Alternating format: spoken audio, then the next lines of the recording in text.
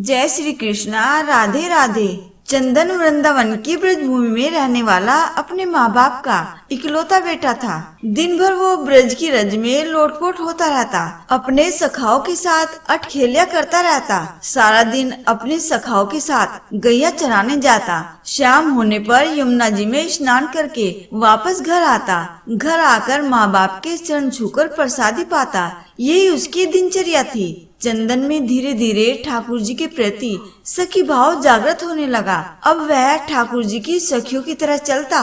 कभी कभी सर पर चुनरी ओढ़ता और कभी कभी आंखों में काजल लगा लेता। एक दिन उसके मामा, जो कि बनारस शहर में रहने वाले थे, वृंदावन आए। जब उन्होंने चंदन को सखी भाव में देखा तो वह हैरान होकर चंदन की माँ से बोले कि चंदन तो आपका इकलौता बेटा है, इसको थोड़ा पढ़ा लिखा लो ताकि वह कुछ काबिल बन सके। चंदन के माता पिता उसके मामा की बात सुनकर सोचने लगे कि हाँ, कह तो यह ठीक ही रहा है। उन्होंने चंदन को उसके मामा के साथ शहर में पढ़ने के लिए भेज दिया। शहर में पहले तो चंदन का मन नहीं लगा, लेकिन धीरे धीरे उसका मन वहाँ लग गया और बड़े अच्छे से पढ़ाई करने लगा। चंदन अब बड़ा होने लगा। चंदन शहर में रहकर भले ही वहाँ रच बस गया था, लेकिन उसके अंदर ब्रज रस का रस कूट कूट कर उसकी प्रत्येक रोम रोम में बसा हुआ था, जो कि उसको कभी भी ब्रज से दूरी महसूस नहीं कराता था। इसलिए वह अपने आप को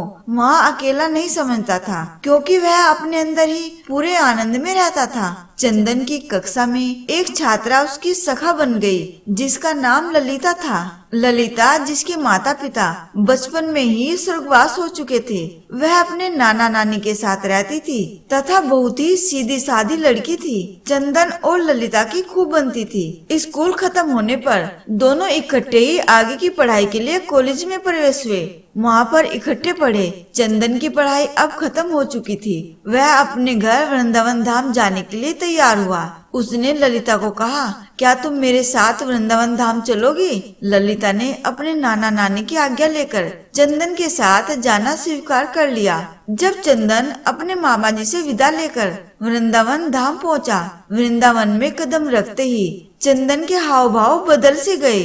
वह तो एकदम से सखी भाव में आ गया। उसकी चाल नर से नारी जैसी हो गई। वह अपनी कमर में हाथ रखकर चलने लगा। अचानक से उसकी चाल में आए परिवर्तन को देखकर ललिता हैरान होकर उसको देखती रही, लेकिन वह बोली कुछ नहीं। अब चंदन अपने घर पहुंच चुका था। घर जाकर उसने अपने माता पिता के चरण छुए और ललिता के बारे में उनको बताया। ललिता की सुंदरता और सादगी को देखकर चंदन के माता पिता भी बहुत प्रसन्न हुए।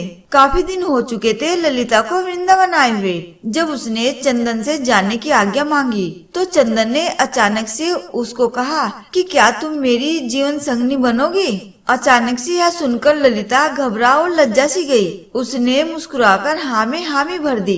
अब उन दोनों की शादी बड़ी धूमधाम से संपन्न हो गई, लेकिन ललिता को कभी कभी चंदन का व्यवहार अजीब सा लगता था। चंदन कभी कभी अपनी आंखों में काजल लगाकर, सर पर चुनरी ओढ़कर, कमर पर हाथ रखकर न जाने कौन सा नृत्य करता रहता और किसको रिझाता रहता। ललिता को यह सब समझ नहीं आता। एक दिन उसने पूछा कि आप कभी कभी ऐसा रूप क्यों धारण कर लेते हो? चंदन मुस्कुराकर उसकी तरफ देखने लगा और तभी उसने मन में कुछ निश्चय किया और कहा कि प्रिय, तुम सुबह तैयार हो जाना, मुझे तुम्हें कहीं पर लेकर जाना है। ललिता को कुछ समझ नहीं आया, लेकिन पति की आज्ञा को मानकर वह जल्दी सुबह उठकर तैयार हो गई। चंदन उसको बरसाना धाम ले गया और किशोरी जी के निज महल में जाकर उसने अपने पाँव में घुंघरू बांधकर, आंखों में काजल लगाकर, कमर पर चुनरी बांधकर नृत्य करना शुरू कर दिया।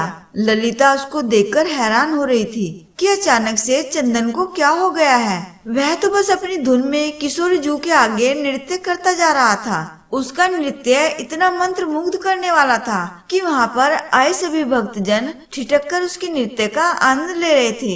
बाहर से कभी कभी पवन का एक झोंका आकर चंदन के नृत्य का आनंद ले जाता और कभी कभी सूरज की किरणें अंदर आकर चंदन के पैरों में बजते नुपुर से निकली राधे राधे की ध्वनि को सुनकर आनंदित हो जाती। जब चंदन थोड़ा शांत हुआ तो उसने ललिता को बताया कि यह हमारी लाडली सरकार है, इनको नमन करो। ललिता को तब भी कुछ समझ न आया, वह अभी भी असमंजस में थी। किशोरी जी को प्रणाम करके वह वापस वृंदावन आ गए।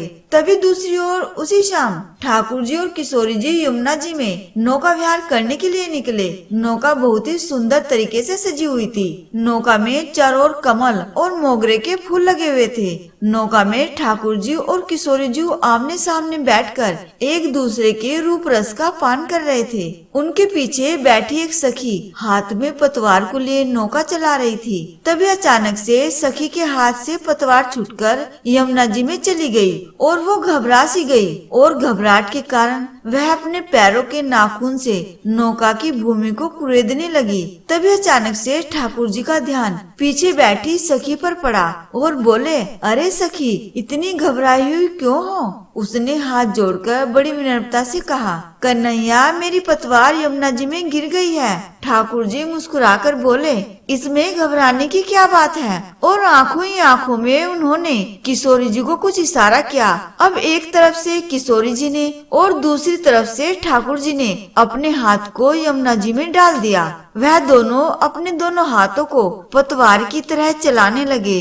झुकने के कारण किशोरी जी के सर पर ओढ़ी चुनरी यमुना जी में भीग रही थी। उधर दूसरी तरफ ठाकुर जी के गले में पड़ा पीताम्बर यमुना जी में भीग रहा था। हाथों पर पीताम्बर और चुनरी पे लगा इत्र यमुना जी में घुल मिल गया था। ठाकुर जी और किशोरी जी ने अपने हाथों से उस नाव को किनारे पर लगाया। अगले दिन ललिता की सास और ससुर चंदन के मामा के यहाँ कुछ काम से चले गए। अब घर में ललिता और चंदन अकेले थे। चंदन सुबह सुबह ही अपने काम पर चला गया और ललिता हाथ में मटकी को लेकर यमुना जी से जल भर कर ले आई। आज घर में कोई नहीं था, इसलिए जब ललिता ने मटकी में से जल को थोड़ा सा पिया तो उसमें इतनी सुंदर इत्र की खुशबू को महसूस करके वह बहुत प्रसन्नता से भर गई। धीरे धीरे उसने उस मटकी में से काफी जल पी लिया। जब थोड़ा सा जल शेष बचा तो उसका ध्यान मटकी पर पड़ा। वह क्या देखती है कि नौका में बैठकर विहार करते किशोरी जू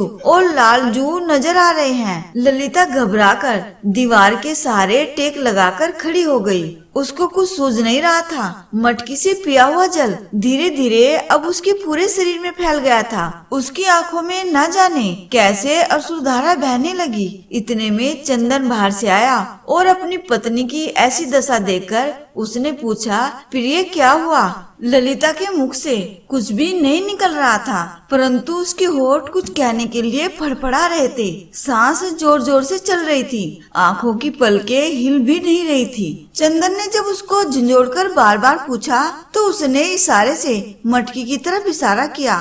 चंदन ने जब मटकी की तरफ देखा तो उसको भी मटकी में ठाकुर जी और किशोरी जी की नौका विहार की छवि दिखाई दी और वह झूम झूम कर नाचने लगा और ललिता को पकड़कर उसने खींचकर जोर से अपनी बाहों में भर लिया और कहने लगा, अरे प्रिय, आज तुझे ब्रज ने स्वीकार कर लिया है। आज तुझे मेरे श्याम जू ने स्वीकार कर लिया है। ललिता कुछ समझ नहीं पा रही थी और चंदन की तरफ देखी जा रही थी। चंदन ने उसको समझाते हुए कहा कि तुम्हारे कोई पुण्य कर्म थे जो तुझे ब्रज में कदम रखने का सौभाग्य प्राप्त हुआ, लेकिन ब्रज में कदम रखकर तुम्हें सुख प्राप्त हो रहा था, लेकिन उस सुख को आनंद में बदलने के लिए तुझे किशोरी जी की आज्ञा की प्राप्ति जरूरी थी। इसलिए मैं तुझे बरसाना धाम ले गया था ताकि तुझे भी वहाँ पर किशोरी जी का आशीर्वाद प्राप्त हो। यह उन्हीं की कृपा प्राप्ति है जो आज तुम्हें ठाकुर जी और किशोरी जी की नौका विहार के दर्शन इस मटकी में प्राप्त हुए हैं, क्योंकि आज तुझे ठाकुर जी